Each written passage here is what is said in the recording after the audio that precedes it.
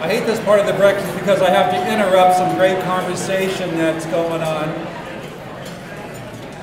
I'm so pleased to see so many of you in the room today. This is our largest gathering for our Shelter from the Storm fundraising breakfast in the 10 years we've been doing this. I'm thrilled to death that you're here. I'm so pleased that you braved the traffic, which was pretty good today. We have a beautiful day. I think last year it might have been raining on this day. We've been blessed with some great weather in the last month. Thank you for being here. I know that there are so many friends and colleagues in this room today, and I can't recognize all of you. I've only met about 1/10 of you this morning. Again, but I just wanted to express my deepest appreciation for your presence here today.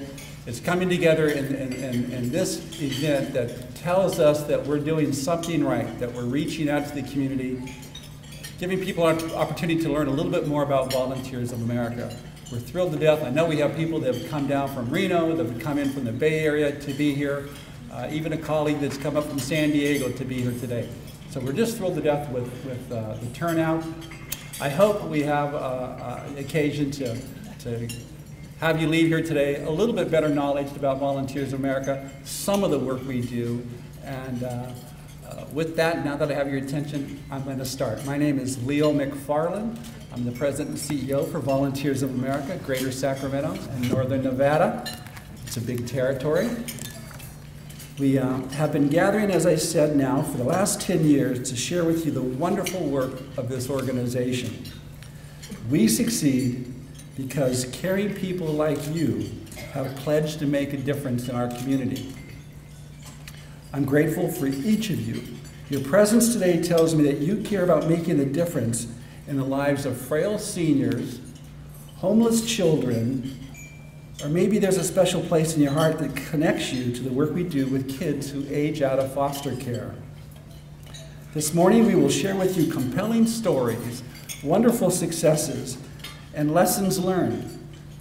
You will see how your investment of time and treasure results in real change and real impact. Whenever we meet, I tend to speak about the power of legacy. And Caleb, your grandfather left a legacy for this community that will just touch this community and all of California and beyond. So thank you for being here today. Thank you for offering those words this morning. We really miss Pastor Cole.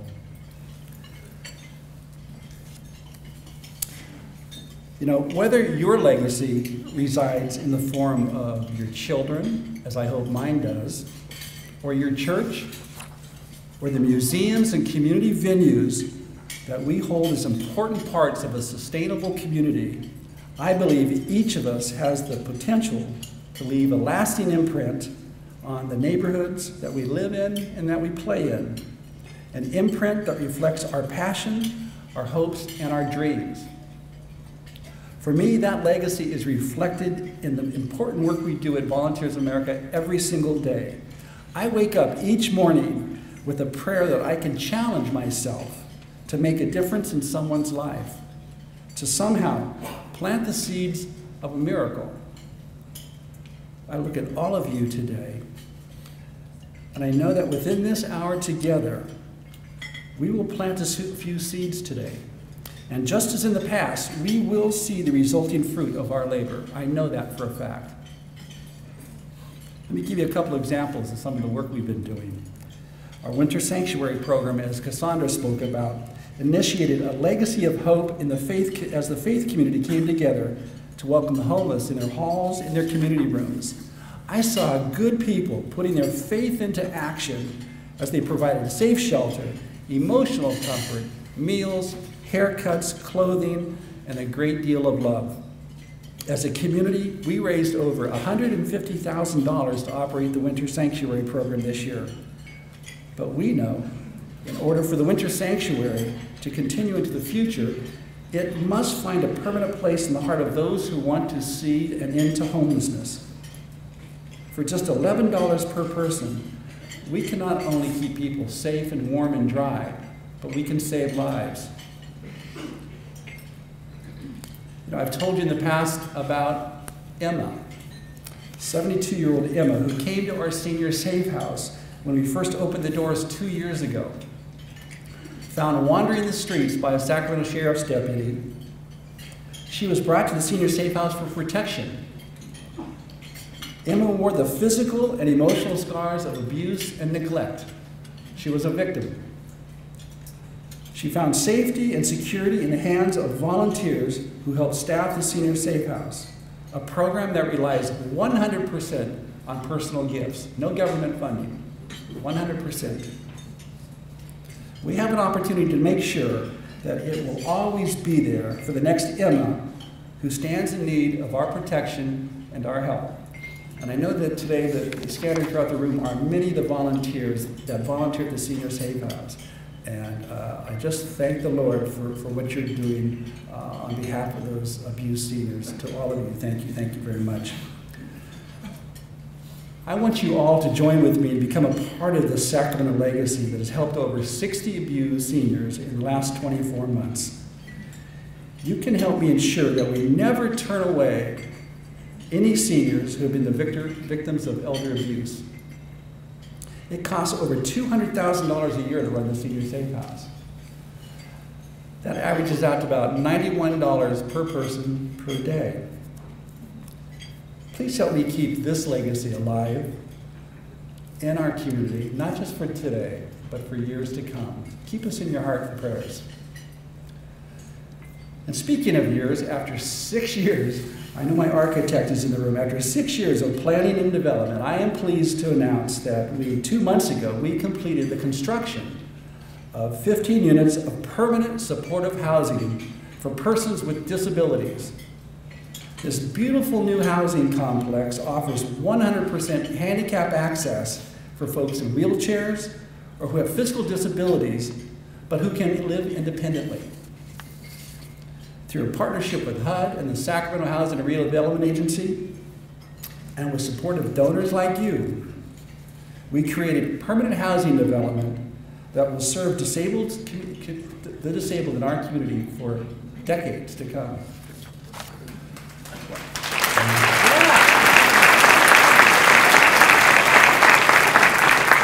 We'll probably have a ribbon cutting for that in the next month and a half, and again, if we have your emails and the like, we're going to invite you all to that. It's a beautiful little complex. You know, one of the residents of the new complex is John, a disabled, formerly homeless individual.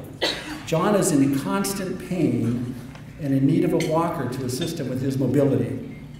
John, at the age of 43, has finally found a place he can permanently call home. And he is proud to welcome guests for dinner or just have a relaxing visit on his front porch.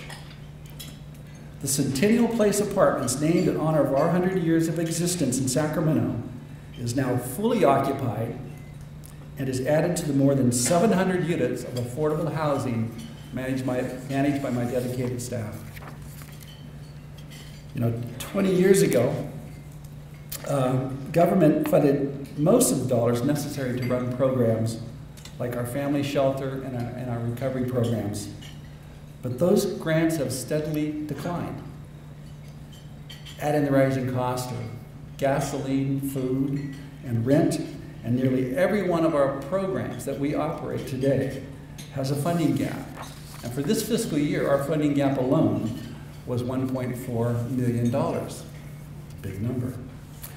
But like any good business, we have examined and trimmed our positions and expenses.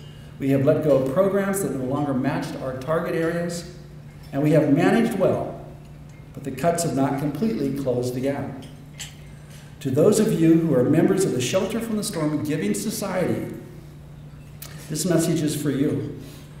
We are grateful for your multiple years of support, and we make a promise to you that your investment in Volunteers of America will continue to bear fruit.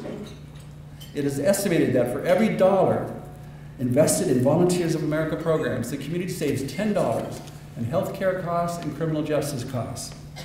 It's a pretty good return. While I'm proud to share our successes, the uncertainties of government funding, increases in the cost of living, and the growing needs of our returning veterans, we know we will continue to be challenged going forward. But I give you my pledge The Volunteers of America will be here, meeting the needs of our community with determination and compassion. Now, as I look out at the room this morning, I'm relieved to know that we are not alone. You are all a part of this. With your help, we will continue to make a difference for those who find their way to our door. On behalf of the homeless families, the former foster youth, frail seniors, people with disabilities, homeless veterans, I want to thank you for your time, your commitment, and your generosity. This means so much to us. I want to invite you now to watch our newest video. It features one of our most successful programs, the Mather Community Campus. This video will give you an insight on how we and our close partners, I'm joined today by Sacramento Area Emergency Housing, Carolyn Bro, affect a powerful change in the lives of people struggling to find their way out of homelessness. And in doing so, they change the very landscape of our community. Thank you. Enjoy the video.